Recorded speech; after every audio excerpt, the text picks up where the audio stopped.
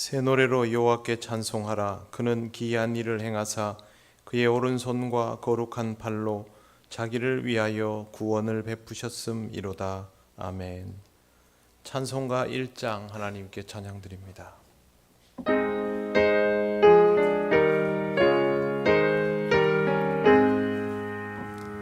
만복의 근원 하나님, 온 백성 찬송 드리고 저 천사여 찬송하세. 찬송 성부 성자 성령 아멘. 성시교도 98번입니다.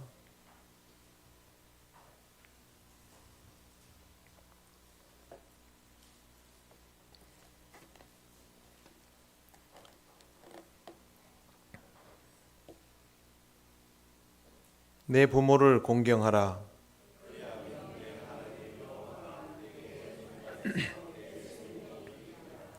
내 아들아, 내 아비의 훈계를 들으며 내 어미의 법을 떠나지 말라.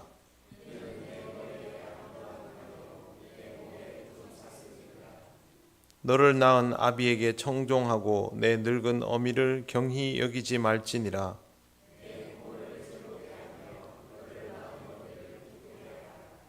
자녀들아, 주 안에서 너희 부모에게 순종하라. 이것이 옳으니라.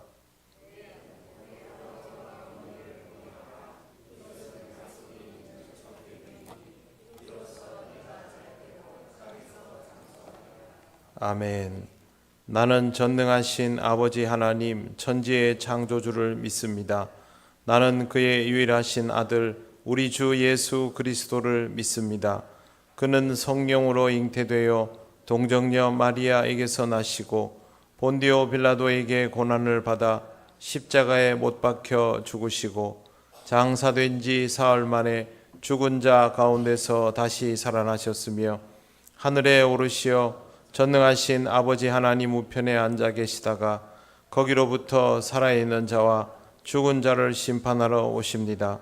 나는 성령을 믿으며 거룩한 공교회와 성도의 교제와 죄를 용서받는 것과 몸의 부활과 영생을 믿습니다. 아멘. 찬송가 600장 하나님께 찬양드립니다.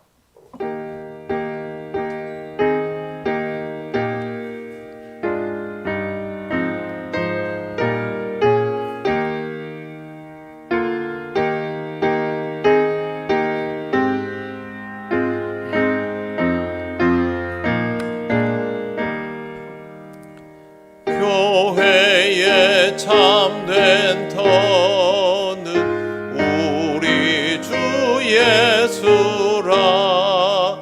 그 귀한 말씀 위에 이 교회 세웠네.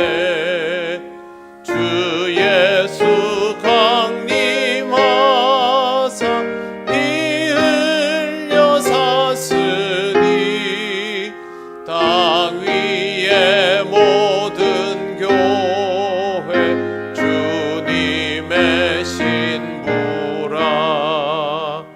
온 세계 모든 교회 한 몸을 이루어 한 주님 섬기면서 한 믿음 가지네.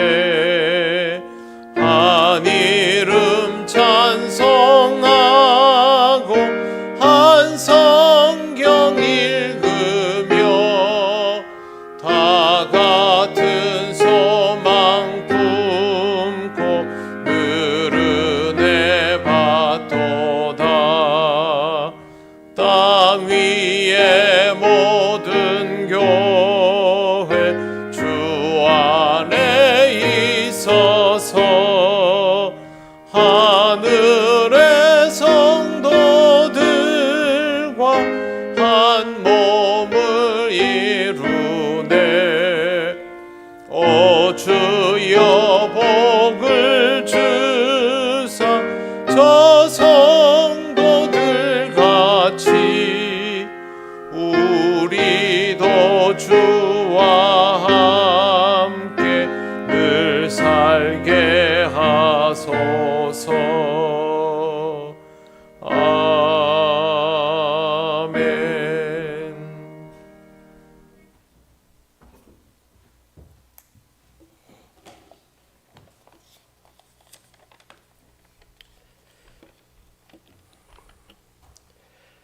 하나님 아버지 감사를 드립니다. 오늘 이 예배 가운데 함께 하시는 우리 구주 예수님을 찬양합니다.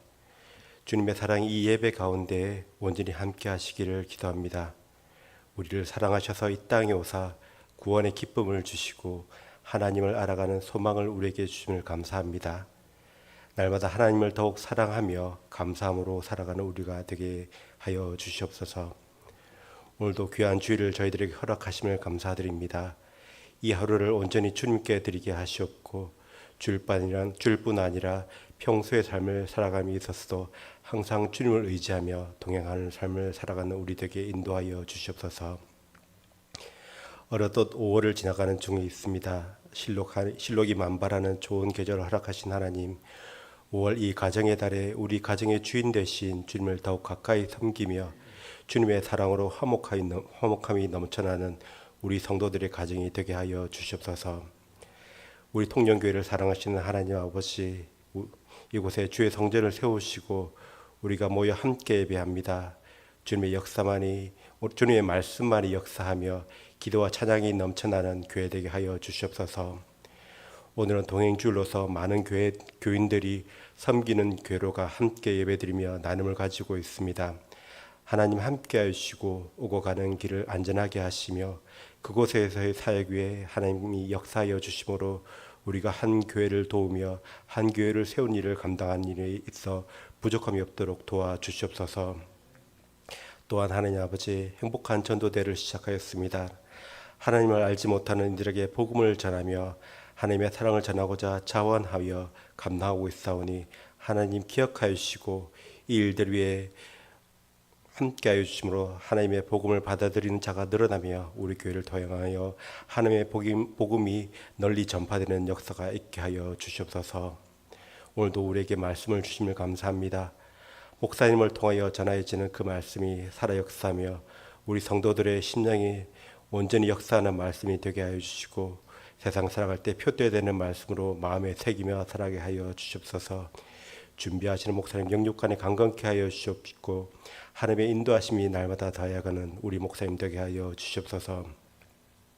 우리 교회로 불러 함께 하신 우리 성도들 기억하여 주시고 연로하신 어른으로부터 어린 아이까지 주님 말씀과 기도로 살게 하여 주시고 어려운 일이 있을 때 실족하지 않으며 주님 붙들고 온전한 믿음으로 살아가는 우리 성도들 되게 하여 주시옵소서. 특별히 병원이나 가정에서 치료 중인 환우들 많이 있습니다. 하나님 찾아가 주셔서 안수하여 주시고 여호와 하나님의 은혜와 능력으로 속히 치유함을 받게 하여 주시고 함께 예배함으로 은혜를 누리는 우리 성도들 되게 하여 주시옵소서. 교회 학교를 위해서 기도합니다. 아동부와 청소년부, 청년부를 하나님 기억하여 주시옵소서. 많은 숫자가 모이지 않았으나 그곳에서 하나님의 사랑과 음촉이 함께하여 날마다 그 숫자가 늘어나길 소원합니다. 또 오시는 전도사님과 교사들 함께 하시고 우리 아이들이 하나님을 인격적으로 만나 구주라고 스스로 고백할 수 있도록 인도하여 주시옵소서. 그때 이 예배를 위하여 수고한 손길들 있습니다. 하나님 기억하시고 그 수고로움이 하나님의 은혜임을 알아가게 하여 주시옵소서. 오늘 이 예배와 함께 하시는 주님을 찬양합니다. 감사를 드리며 예수님의 이름으로 기도드립니다. 아멘.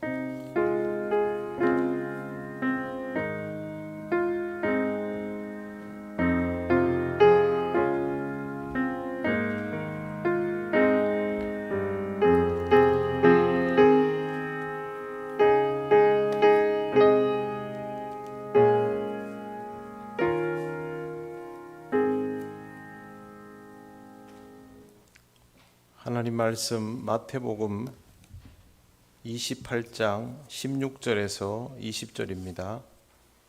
이 말씀은 신약성경 52쪽에 있습니다.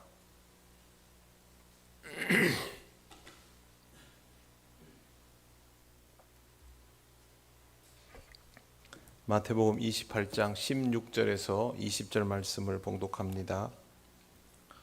11 제자가 갈릴리에 가서 예수께서 지시하신 산에 이르러 예수를 배웁고 경배하나 아직도 의심하는 사람들이 있더라. 예수께서 나와 말씀하여 이르시되 하늘과 땅의 모든 권세를 내게 주셨으니 그러므로 너희는 가서 모든 민족을 제자로 삼아 아버지와 아들과 성령의 이름으로 세례를 베풀고 내가 너희에게 분부한 모든 것을 가르쳐 지키게 하라. 볼지어다 내가 세상 끝날까지 너희와 항상 함께 있으리라 하시니라. 아멘. 기도드리겠습니다. 하나님 아버지, 은혜를 감사합니다. 동행주의를 맞이하여 우리도 같은 마음으로 이 시간 예배를 드립니다. 주께서 우리에게 주시는 말씀이 우리의 삶 속에 소중한 양식이 되게 하시고 또 이 말씀을 온전히 따르는 은혜가 있게 하옵소서. 전하는 종을 지켜주셔서 주님 말씀 가감 없이 그대로 전하게 하옵소서. 예수님 이름으로 기도드립니다. 아멘. 네, 올해는 적응이 좀 됐습니다. 작년에는 숫자가 작년이랑 비슷한지 모르겠는데 굉장히 적응이 안 됐었는데 그래도 올해는 한번 경험해 봤다고 적응이 좀 됐습니다. 오늘은 어버이 주일입니다. 그런데 동시에 동행 주일이기도 합니다. 그래서 오늘은 어버이 주일에 관한 말씀은 우리 교우들이 다 모였을 때 함께 나누려고 생각하고 있고요. 오늘은 우리도 똑같은 마음으로 동행 주일을 지키는 것이기 때문에 동행 주일에 관한 말씀을 나누려고 합니다. 실제로 오늘 5개의 교회로 나누어서 예배를 드리지 않습니까? 각각의 교회에 모여 있는 성도의 숫자가 거의 비슷비슷합니다. 약 한 40명 내외 정도의 그렇게 예배를 드리고 있는 상태일 것입니다. 오늘 우리가 읽은 본문에 예수님의 지상 명령이 들어 있습니다. 이 구절을 모르는 이는 없지요. 그러므로 너희는 가서 모든 민족을 제자로 삼아 아버지와 아들과 성령의 이름으로 세례를 베풀고 내가 너희에게 분부한 모든 것을 가르쳐 지키게 하라. 볼지어다 내가 세상 끝날까지 너희와 항상 함께 있으리라. 이 구절은 우리가 모르고 싶어도 모를 수가 없습니다. 주님이 주신 지상 명령은 교회가 가지고 있어야 할 절대적인 사명입니다. 교회의 존재 이유가 바로 이 명령에 있다라고 보아야 할 것입니다. 하지만 오늘날의 교회는 이 지상 명령으로부터 매우 멀어져 있습니다. 이유가 무엇일까요? 세상이 어려워졌기 때문에, 지금은 복음 전하기 어려운 시대이기 때문에 라고 말합니다. 복음 전하기 어려운 것은 맞지만 복음을 전하다가 순교하는 시대는 아닙니다. 복음을 전한다고 해서 고발을 당하지도 않습니다. 그런데 복음을 전하지 못합니다. 그리스도인 중에 복음 전하는 것을 싫어하는 사람이 있을까요? 혹시 여러분 중에 복음 전하는 것을 싫어하는 사람이 있습니까?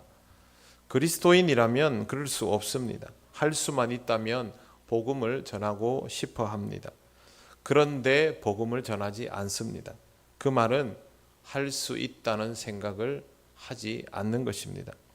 복음 증거가 교회의 지상 명령인데 왜 교인들은 복음을 전할 수 없다는 생각을 하는 것일까요? 복음을 소유하지 못하고 있어서 그렇습니다. 복음을 소유하고 있다면 그렇게 반응하지 않을 겁니다.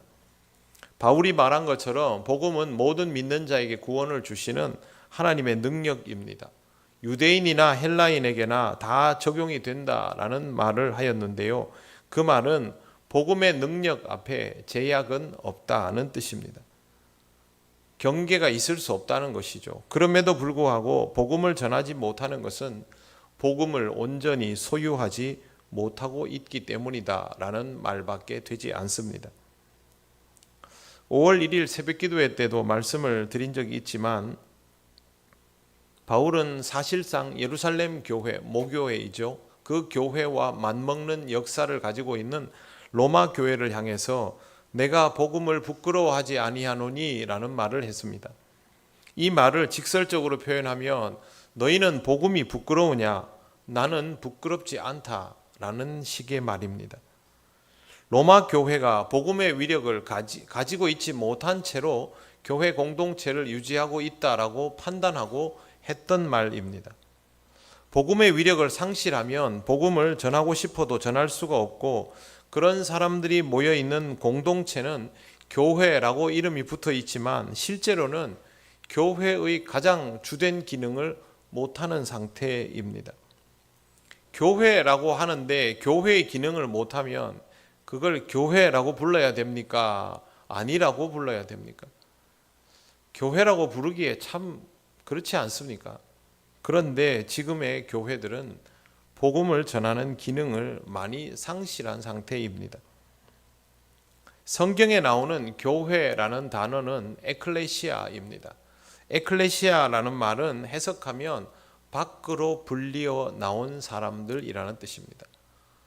밖으로 불리어 나왔다는 말은 지금까지 내가 속해 있는 세상이죠. 하나님이 없는 세상, 하나님을 잘못 알고 있는 유대인들처럼 하나님을 오해하는 세계 속에서 밖으로 하나님이 불러낸 사람들이 바로 에클레시아, 교회입니다. 세상 밖으로 불려 나온 사람들은 세상 안에서의 삶을 더 이상 살아가지 않게 되겠지요. 유대인들은 자기들만의 세상을 살고 있었고 이방인들도 이방인들 나름대로 자기들만의 세상을 살고 있었습니다. 그 세상 안에서는 더 이상 개선의 여지가 없었습니다. 그런데 하나님께서 그 한계 밖으로 불러내신 것입니다. 유대인들이 모이는 곳을 회당이라고 부릅니다. 이 회당을 헬라어로는 시나고그라고 부릅니다. 시나고그. 시나고그라는 말이 무슨 뜻이냐면요, 모임의 집입니다. 회당을 히브리어로도 베트 크레스트라고 부르는데 이것도 역시 모임의 집입니다. 모인다는 뜻이죠. 처음에 나왔던 교회라는 단어는 에클레시아입니다. 밖으로 불러냈다이지 모인다는 성격 자체가 없습니다.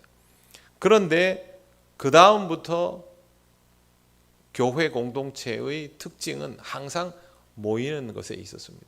그래서 시나고그, 베트크네스트라는 이름이 붙었고요. 시간이 지나면서 기독교가 국교로 공인되고 로마 제국에서 기독교 생활을 마음껏 할 수 있게 되었을 때 라틴어로 교회를 부르는 이름이 코뮤니오 상토룸입니다. 이게 뭐냐면 거룩한 자들의 공동체, 거룩한 자들의 모임이라는 뜻입니다. 여기도 역시 모인다라는 것에 정의가 맞추어져 있습니다. 지금 우리가 사용하고 있는 교회라는 단어는 가르침과 배움이 있는 모임이라는 뜻입니다. 결국 우리가 사용하는 이 교회도 가르침과 배움이 있는 모임이라는 것이죠. 영어로 교회, church라는 이 단어는 주님께 속한 공동체라는 뜻입니다. 에클레시아에서 출발한 교회라는 정의가 세월이 가면서 변하는 것을 볼 수 있습니다. 주님께서 세상이라는 곳에서부터 불러낸 사람들이 교회였는데 이 사람들이 모이는 공동체로 정착하게 되었던 것입니다. 모임이 중요해지면 어떻게 되냐면 모이면 교회이고 흩어지면 교회가 아닌 듯 여겨지게 됩니다. 어느 날부터 교회는 모이는 공동체가 되어 있습니다. 모든 정의가 모임과 교제를 바탕으로 하고 있습니다. 흩어짐에 대한 이해는 굉장히 약화되고 사실상 거의 없어지다시피 한 것입니다. 초대 교회는 모이기가 어려웠습니다. 모일 수 있는 여건도 되지 않았고 그리고 복음을 가지면 전하기에 바빴습니다. 그래서 모이는 것에 그렇게 집착하지 않았습니다. 만약 초대교회가 모이는 것을 중심으로 모든 것을 결정하려 했다면 어떻게 되었을까요? 아마도 예루살렘 교회의 종말과 똑같은 형태가 되었을 것입니다. 예루살렘 교회는 모교회임에도 불구하고 지중해 지역에 있는 교회들이 성장할 때 성장하지 않았습니다. 일반적인 의미로 보면 모교회인 예루살렘 교회가 제일 많이 성장해야 하는데 오히려 나중에 보면 주도권을 안디옥 교회에다가 넘겨주고 예루살렘 교회 교인들의 구제를 위하여 다른 지역의 교회들이 헌금을 보내는 이런 일까지 발생하게 됩니다. 예루살렘 교회가 이렇게 되었던 이유는 예루살렘 교회가 히브리파 기독교인들, 즉 유대인들을 중심으로 구성되어 있기 때문이었습니다. 이 사람들은 예수 그리스도의 복음을 받고 나서도 율법이 여전히 중요했던 사람들이고, 그렇기 때문에 이방인들에게 복음을 전하는 것을 원하지 않았습니다. 근데 자국 상황은 어떻습니까? 유대인들에게 복음을 전하기 어렵지 않습니까? 박해가 시작되고 잡히게 되고 이런 상태였는데, 이방인들에게도 복음을 전할 수 없고 유대인들에게도 복음을 전할 수 없으면 그 교회에 성도들이 모일 수 있겠습니까? 신도가 늘어나겠습니까? 안 되겠지요. 그러니까 시간이 지날수록 예루살렘 교회는 점점 약화되어 간 것입니다. 예루살렘이 멸망할 때 예루살렘 교회도 같이 소멸되었습니다. 그런데 그렇게 소멸되기도 전에 예루살렘 교회는 이미 굉장히 약해져 있었습니다. 안디옥 교회는 모이는 것이 전부가 아니었습니다. 세상에서 하나님의 자녀를 불러내는 것을 목적으로 이루어진 공동체답게 복음 증거자를 지속적으로 파송하는 교회였습니다. 그래서 우리가 알고 있는 것처럼 바울이나 실라나 바나바 같은, 마가 같은 인물들이 안디옥 교회를 통해서 계속해서 파송되었던 것이죠. 그래서 얼마 가지 않아서 지중해 지역의 거점 교회, 실질적인 모교회 역할을 하는 교회가 안디옥 교회가 되어버린 것이죠. 안디옥 교회와 예루살렘 교회의 가장 큰 차이는 유대인인가 이방인인가의 차이가 아닙니다. 복음을 어떻게 이해하고 있는가의 차이입니다. 복음을 전해받았음에도 불구하고 율법이라는 잣대로 여전히 복음을 보려 했던 예루살렘 교회 교인들은 거기에서 더 나아갈 수가 없었던 것이고, 그런 율법의 틀을 가지고 있을 필요가 없었던 안디옥 교인들은 거기에 붙들려 있을 이유가 없었던 것입니다. 그래서 처음에 정의 내려주신 그대로 교회는 사람들을 세상 밖으로 불러내는 공동체여야 하기 때문에 그 역할을 해야 한다라는 데에 초점을 맞추었던 것이죠. 이게 바로 예루살렘 교회와 안디옥 교회의 차이입니다. 모이는 것이 전부인 교회, 모이면 흩어지는 교회, 이 차이를 우리는 눈여겨보아야 합니다. 이제 본문을 한번 보시겠습니다. 18절 말씀을 보십시오. 합독하겠습니다. 예수께서 나와 말씀하여 이르시되 하늘과 땅의 모든 권세를 내게 주셨으니. 아멘. 하나님께서 예수님을 이 땅에 보내실 때에 만물에 대한 모든 권세를 넘겨주셨습니다. 예수님은 그 권세로 이 땅에 오셨고 제자들을 부르셨습니다. 세상 밖으로 불러내셨죠. 그 부르심을 받고 나온 사람들을 교회라고 부릅니다. 그리고 이제 예수님께서 그들에게 명령을 하십니다. 19절을 같이 읽겠습니다. 그러므로 너희는 가서 모든 민족으로 제자를 삼아 아버지와 아들과 성령의 이름으로 세례를 베풀고. 아멘. 모든 민족으로 제자를 삼아의 줄을 그어놓으셔야 됩니다. 모든 민족으로라는 표현이 중요한 이유는 복음이 넘지 못할 산은 없기 때문입니다. 바울이 얘기했지 않습니까? 복음은 유대인에게도 헬라인에게도 자유자에게도 종에게도 남자에게도 여자에게도 다 그대로 전해지는 것이다. 그렇기 때문에 복음이 넘지 못할 경계는 없는 것이죠. 경계를 넘지 못하는 복음은 복음이라 할 수 없습니다. 민족을 따지고 인종을 따지고 혈통을 따지고 빈부의 차를 따지고 인간이 구별 지어놓은 모든 조건과 경계를 따지는 것은 아직도 복음에 대한 이해가 충만하지 않았다라는 뜻이죠. 분명히 예루살렘 교회 교인들은 예수 그리스도를 통하여 복음을 받은 사람들입니다. 교회를 이루었지 않습니까? 성령의 임재를 경험했지 않습니까? 그런데 이 사람들은 율법을 내려놓지를 못했습니다. 그거 하나 때문에 그들이 가진 복음을 제대로 바라볼 수 없었던 것이죠. 굉장히 무서운 것입니다. 예수님께서 복음을 주시고 지상명령을 주신 이유는 이 복음을 온전히 전할 수 있는 상태가 되라는 뜻입니다. 그 말은 복음을 제대로 소유하라는 것입니다. 복음이 좋기는 해도 경계를 넘지 못하는 수준이면 아직 나는 복음을 제대로 소유한 사람이 아니라는 말입니다. 예수님께서는 제자들을 그렇게 불러내셨을 뿐만 아니라 이제 제자들에게 그와 같은 방식으로 복음을 소유하고 다른 사람들을 그들이 가지고 있는 모든 전통과 구습에게서부터 끄집어내 주라고 가르쳐 주신 것입니다. 그러면 교회는 그렇게 하면 되는 것이죠. 예수님의 지상 명령을 모르는 교회가 없음에도 불구하고 이게 안 되는 이유는 실제로는 그렇게 하지 않기 때문이죠. 요즘 아이들은 잘 모르겠는데요. 제가 어릴 때 학교 다닐 때 공부할 때 보면 보통 아이들 책상 앞에 그 목표가 붙어 있습니다. 해보셨습니까? 안 해보셨습니까? 네, 저는 안 붙였습니다. 네. 그런데 제 친구들은 보면 항상 그게 붙어 있습니다. 이번에는 올수, 네. 이번에는 전교 1등, 이번엔 반에서 1등, 이번에는 평균 90점 이상, 95점 이상, 몇 점 이상 이런 목표가 많이 붙어 있는 것을 보았습니다. 목표는 좋지요. 그런데 공부를 하지 않으면 그 목표에 도달할 수 있습니까? 그 목표와 나는 아무 상관이 없는 겁니다. 내가 그 목표를 이루기 위해서 무언가를 하지 않으면 그것은 내게 전혀 결과로 다가오지를 않습니다.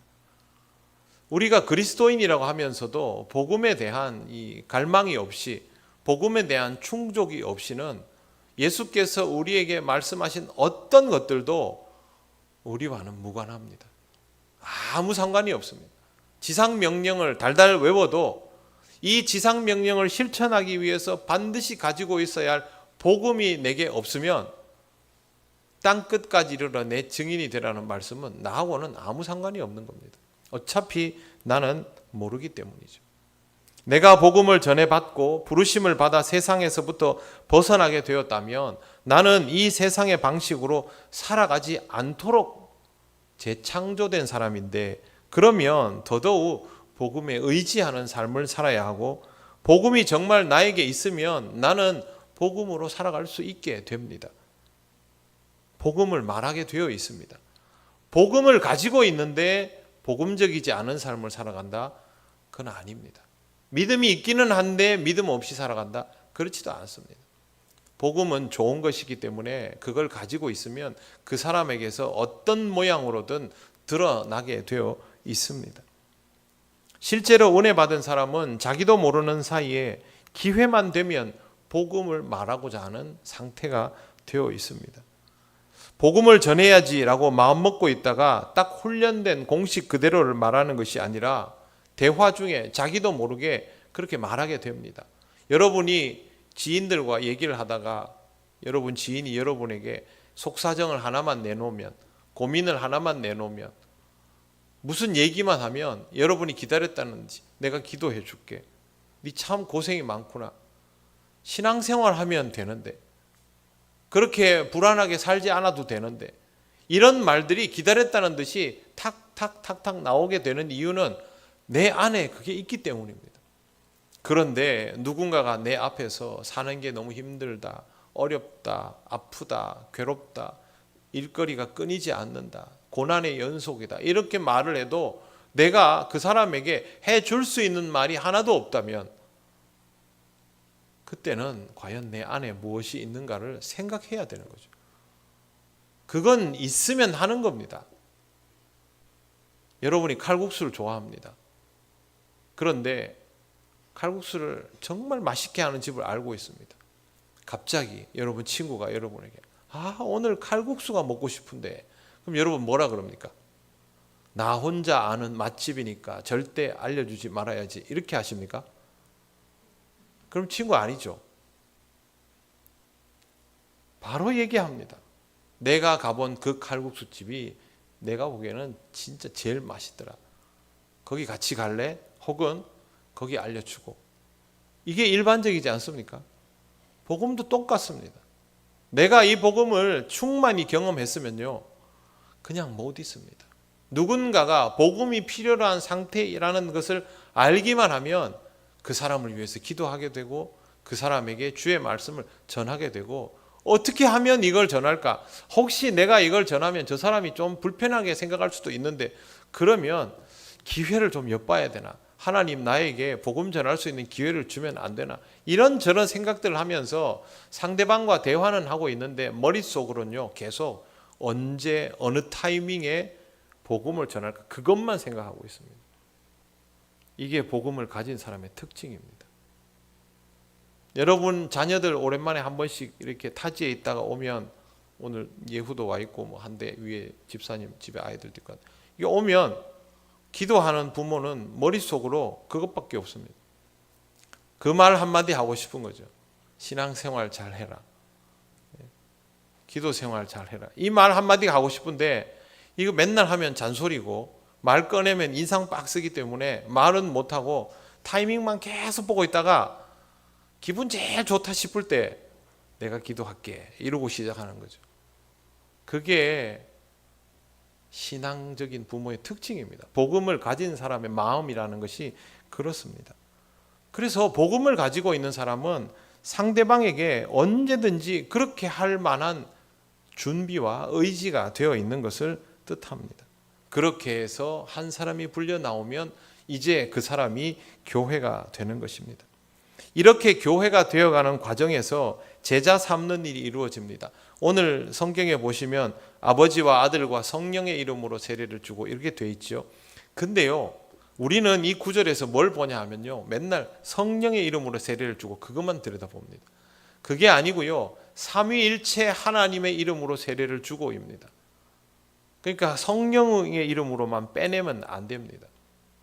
성부, 성자, 성령의 이름으로 세례가 베풀어지는 것이죠. 이 본문을 직역을 하면 이런 의미가 됩니다.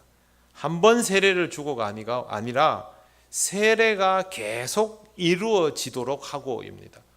한 사람에게 세례를 여러 번 베풀어라가 아니라 제자를 삼는 일이, 즉 제자 삼고 세례 베푸는 일이 계속 이루어지도록 하고입니다. 이게 교회의 특징인 것이죠. 교회는 모여서 이렇게 가만히 있는 공동체가 아니라 부르심을 받아서 세상에서부터 나오면 그 사람이 또 누군가를 불러내고 그 사람이 또 누군가를 불러내고 또 누군가를 불러내고를 반복적으로 행해서 계속해서 부르심을 받은 자들을 양산해 내는 공동체여야 한다는 뜻입니다. 그래서 세례가 계속 베풀어져야 한다라는 말을 하고 있는 것이죠. 유대 사회는 이미 박해가 시작된 상태입니다. 그러면 제자들이 직면하고 있는 상황은 박해 상황 그 자체이지요. 그러면 그리스도인을 계속 만들어갈 수가 없지 않습니까? 그런데 예수님은 이 명령을 하셨습니다. 성경에서 단 한 번이라도 복음 전하기에 좋았던 조건을 보신 적이 있습니까? 성경에 복음 전하는 장면들 중에 이 정도면 누구든지 복음을 전할 수 있겠다 정도의 환경이 갖추어진 적이 있습니까? 한 번도 없습니다.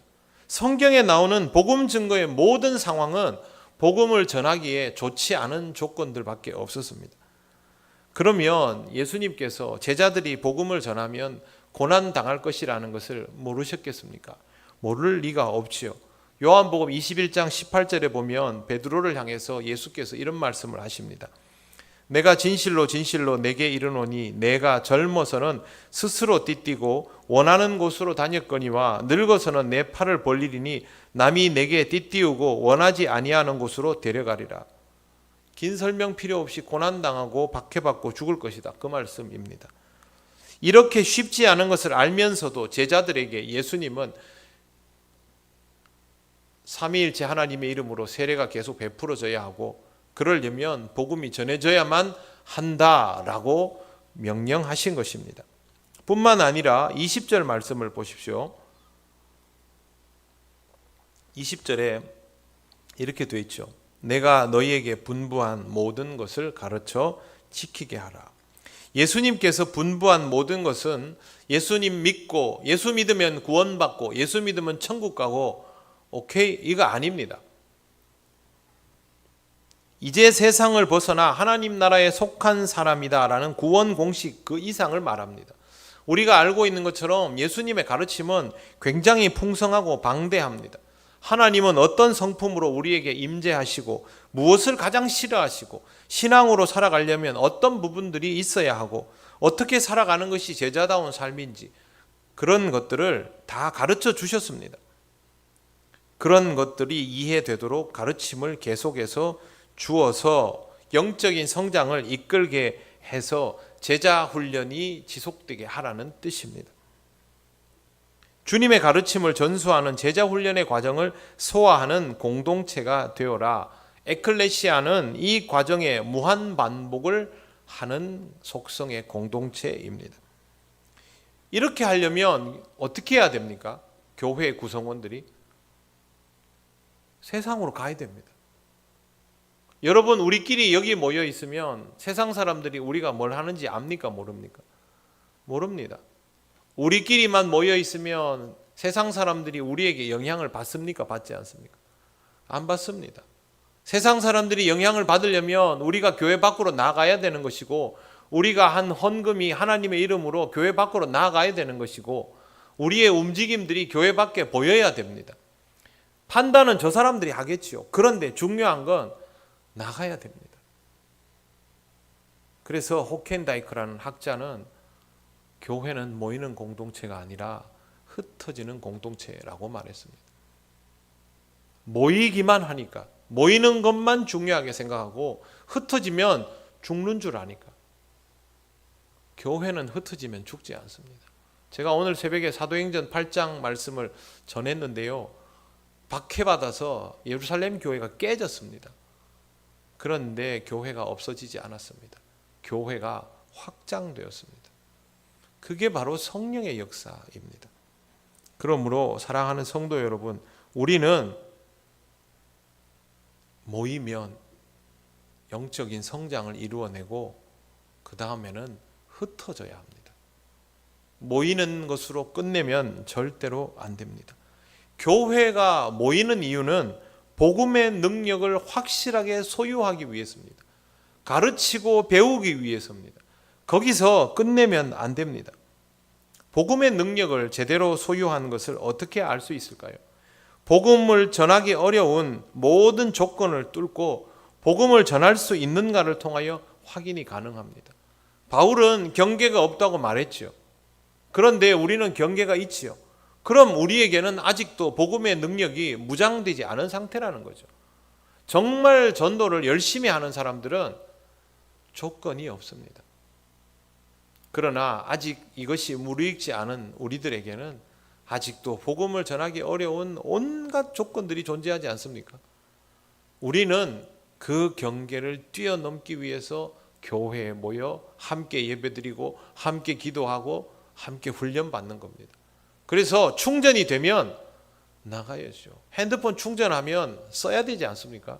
똑같습니다. 신앙도 충전되면 그렇게 써야 하는 것입니다. 예수님께서 이렇게 말씀하셨습니다. 볼지어다 내가 세상 끝날까지 너희와 항상 함께 있으리라.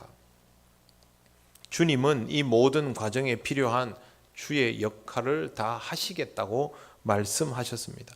성자 하나님께서 이 과정에 필요한 모든 역할을 하시겠다는 말은 모든 상황이 복음 증거를 통하여 하나님 나라가 확장되는 쪽으로 흘러가게 될 것이다 라는 말씀입니다.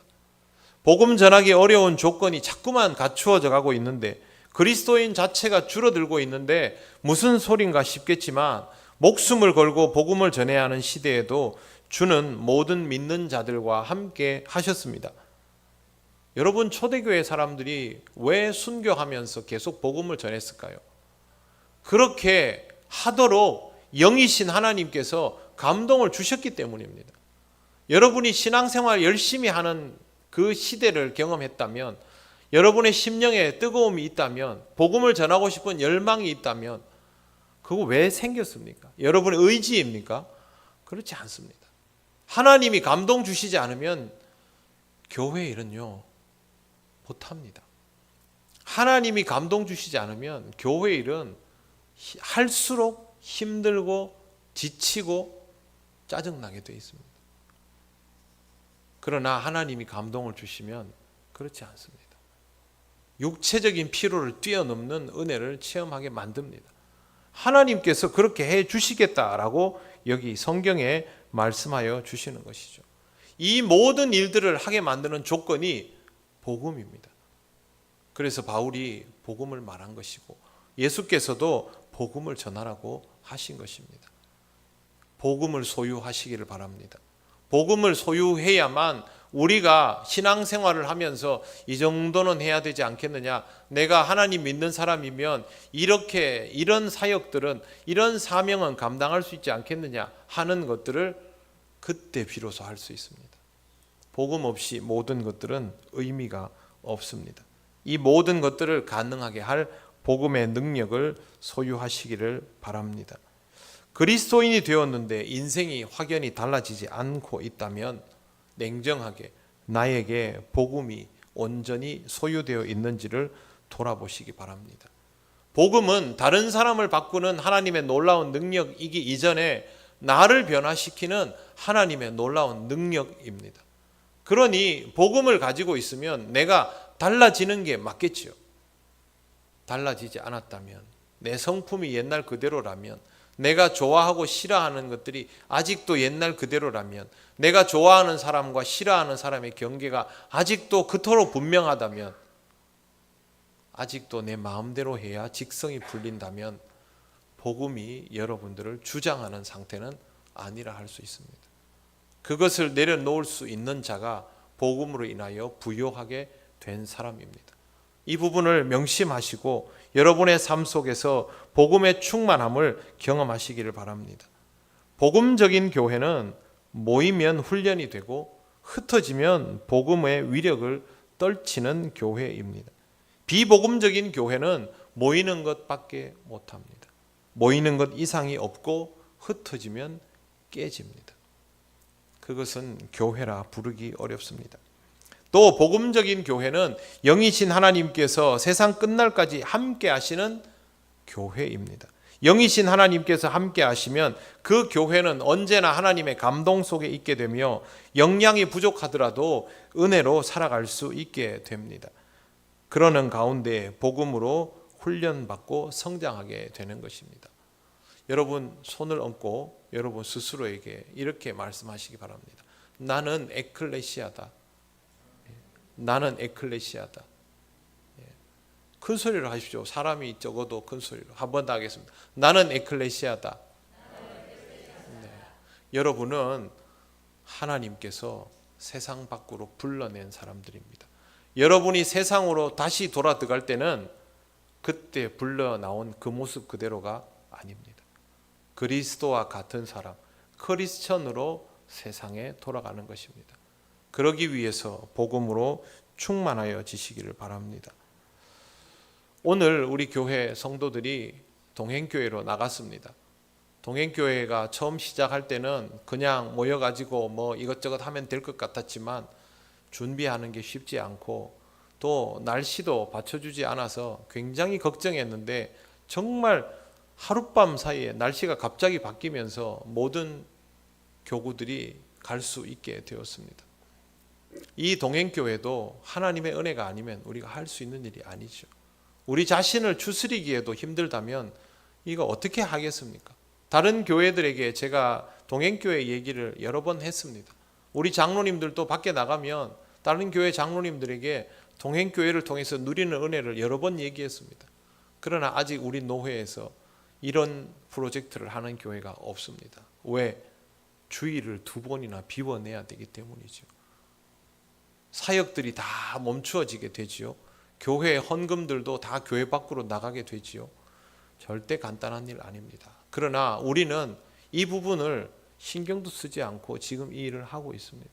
저는 앞으로 동행교회 사역이 더 무르익어 가고 더 많이 지경을 넓혀갈 수 있으면 좋겠다는 생각을 하고 기도하고 있습니다.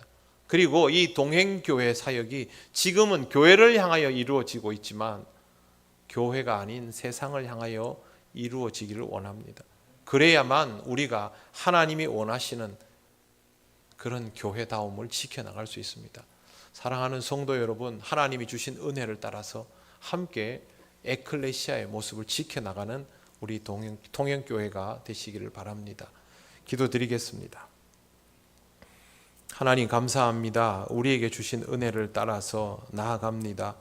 복음으로 무장하게 하시고 이 복음을 통하여 세상으로 두려움 없이 돌아갈 수 있도록 그들에게 주의 복음을 전할 수 있도록 성령께서 인도하여 주시옵소서. 예수님 이름으로 기도드립니다. 아멘. 찬송가 497장 찬양하시며 봉헌하시겠습니다.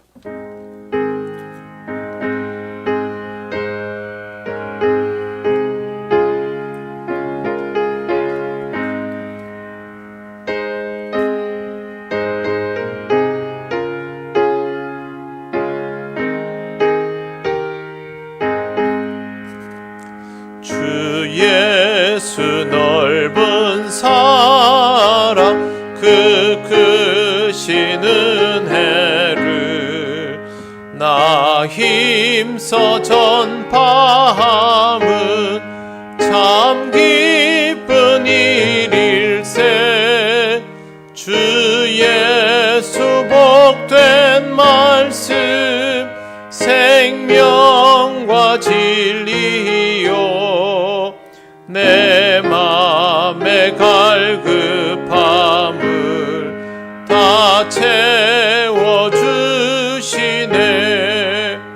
예부터 전한 말씀 주 예수 크신 사랑 나 항상 전파하기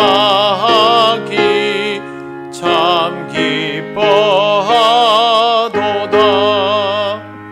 이 말씀 전할 때에 내 마음이 기쁘고 그 말씀 전할수록 새 기쁨 넘치네.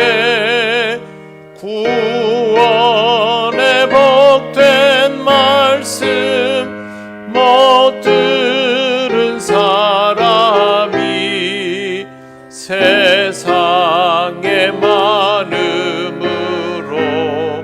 힘써서 전하세.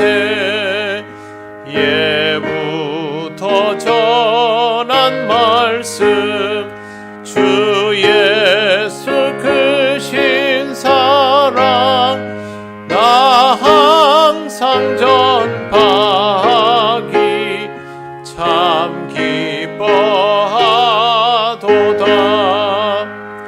이 말씀 들은 사람 도 듣기 원하고 목말라 사모하니 그 말씀 진리라.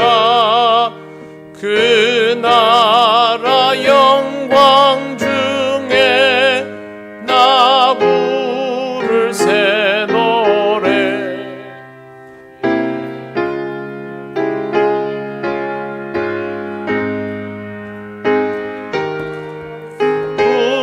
분일세.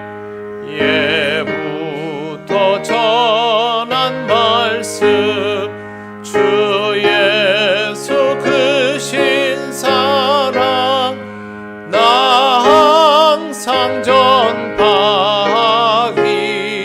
참 기뻐하도다.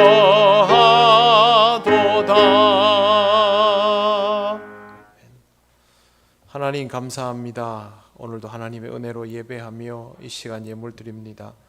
주께서 기쁘게 받아 주시옵시고 하나님 나라와 영광을 위하여 쓰여지게 하옵소서. 오늘 각각의 교회로 흩어져서 예배를 드립니다. 모든 것에 드려지는 예물들 주님의 몸된 교회를 지키는 데에 작은 힘이 되게 하시고 또 하나님 모든 교회들을 주님께서 든든히 지키시고 세워주시옵소서. 감사드리며 예수님 이름으로 기도드립니다. 아멘.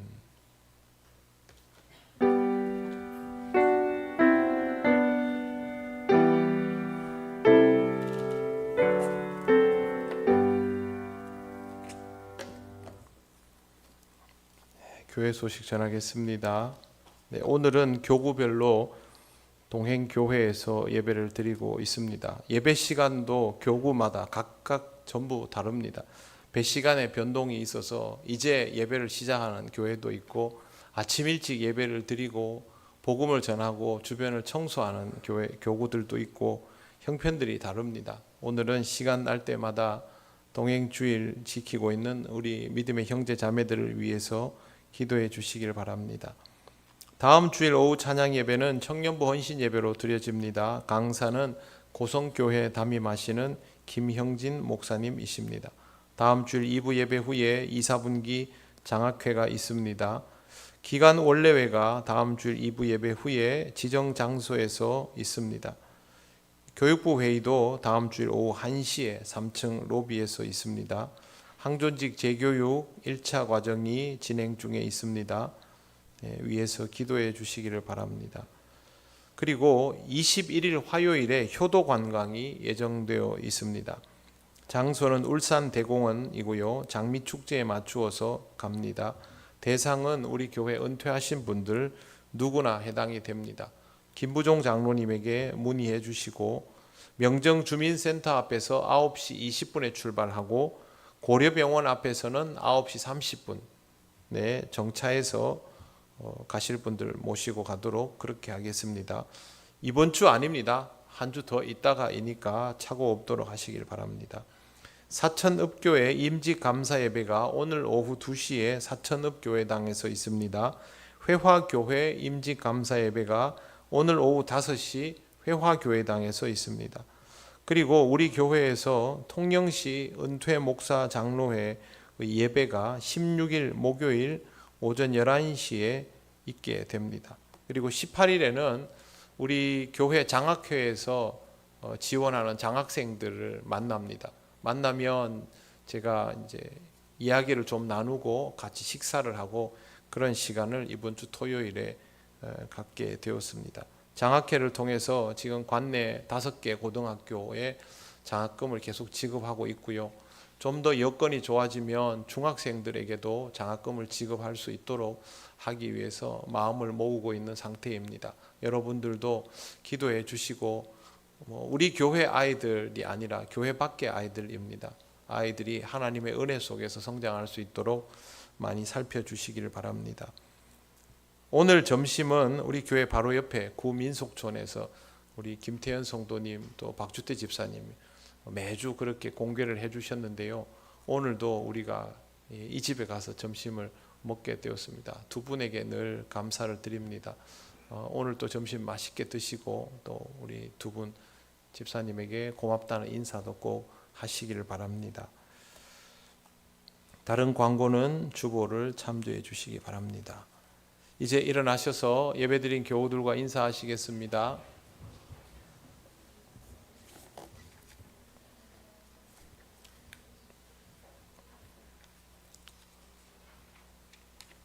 찬송가 635장 주기도문 찬양 드립니다.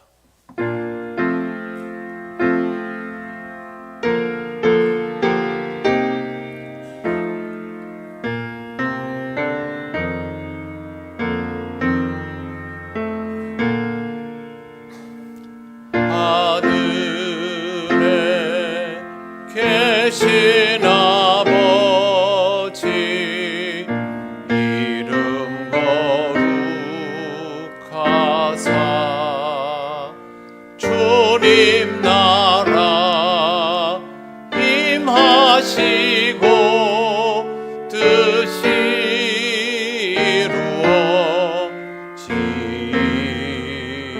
이루어지이다.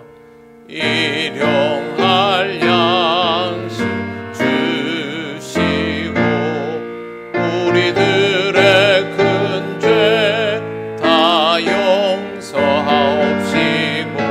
또 시험에 들게 마시고 악에서 구원하소서. 대개 주의 나라 주의 권세 주의 영광 영원히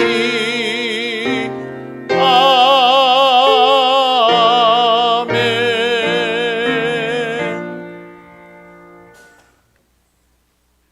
우리 주 예수 그리스도의 크신 은혜와 하나님 아버지의 놀라우신 사랑과 성령님의 교통하시고 인도하여 주심이 복음을 가지고 복음적인 교회로 살아가기를 원하는 우리 통영교회 모든 성도들 위해 영원토록 함께 하시기를 간절히 축원하옵나이다. 아멘.